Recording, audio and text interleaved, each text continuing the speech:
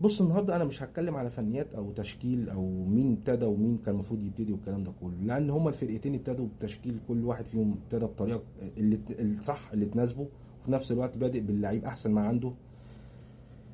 ولكن الفارق النهارده هي الروح بتاعت لعيبه الزمالك.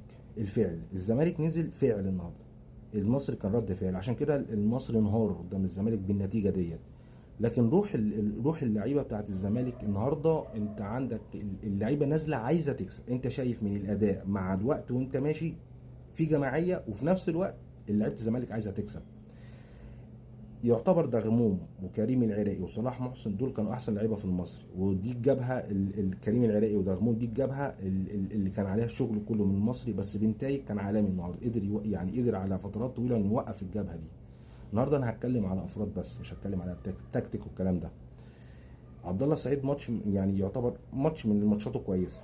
ناصر ماهر من احسن ماتشاته، عنده بس حته جماعيه شويه يركز بس فيها، يركز في الكور اللي بتجيله، هيبقى كويس جدا، هيبقى عالمي، بس يركز.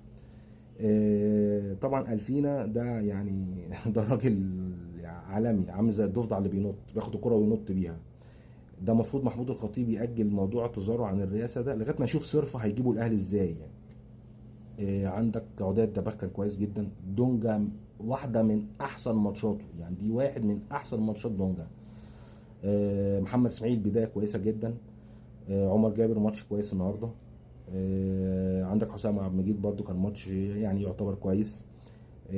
محمد صبحي نوعا ما الماتش كان جيد، لا انا شفت ان هو مهزوز شويه في بعض الكور، ولكن هو يعني ماتش كان يعني يعتبر كويس بالنسبه له. لكن انا في وجهه نظري احسن لعيب في الماتش ده، من وجهه نظري انا عارف ان في ناس هتختلف كتير جدا، لان هو يعني هم شايفين ان هو ما عملش حاجه.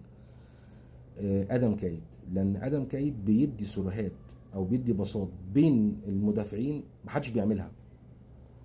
الكرة اولا بتتقطع منه بصعوبه شويه، يمكن في الشوط الثاني في الاواخر شويه لما تعب، لكن في الاول هو بيدي كور بين اللعيبه بصراحه يعني جامده جدا.